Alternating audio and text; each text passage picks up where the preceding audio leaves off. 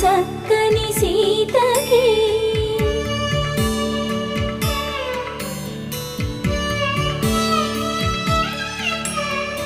ఎర్ర జాబిలి చేయి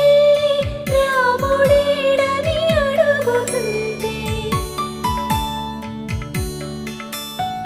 చూడలేదని పెదవి చెప్పే చెప్పలేమని కనులు చెప్పే నల్ల పూసైన